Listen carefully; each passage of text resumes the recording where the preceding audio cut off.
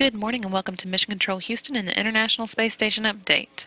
We're here with the International Space Station Flight Control Team inside the International Space Station Flight Control Room, which is led today by Flight Director Emily Nelson with Jack Fisher in the role of Capcom.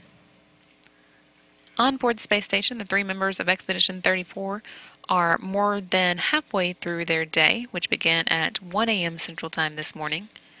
Currently orbiting 268 miles above the South Pacific Ocean and heading toward the coast of South America, they are Commander Kevin Ford of NASA and Russian flight engineers Oleg Novitsky and Evgeny Turelkin.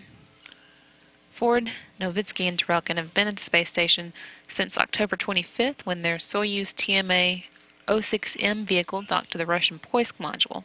At the time, they were joining Sonny Williams, Aki Hoshide, and Yuri Malenchenko, who had been there since July. However, those three crew members left last month, and Ford, Novitsky, and Turelkin have been alone at the station since then. That won't be the case for much longer, however.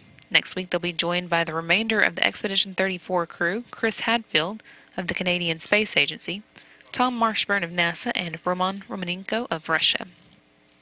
Hadfield, Marshburn, and Romanenko are scheduled to launch on December 19th at 6:12 a.m. Central Time from the Baikonur Cosmodrome in Kazakhstan, and they're already there in Kazakhstan awaiting their departure.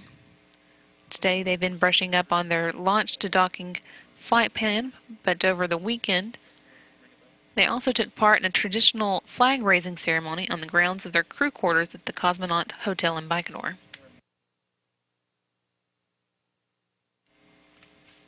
Hadfield, Marshburn, and Romanenko's Soyuz TMA-07M will be encapsulated in the upper stage of their Soyuz booster on Wednesday at the Baikonur Cosmodrome Integration Facility before the crew's final unsuited fit check dress rehearsal inside the Soyuz on Friday.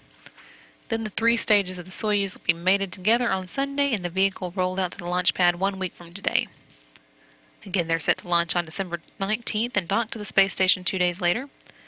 While they wait for the rest of the crew's arrival, Ford, Turelkin, and Novitsky are keeping busy.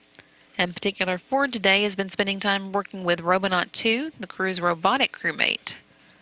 Robonaut came to the station on board Space Shuttle Discovery as part of the STS-133 mission in February of 2011. It's made its way through its initial checkout and today was scheduled to do some work with its task board, working with 3 different types of valves, basically to check on its hand-eye coordination.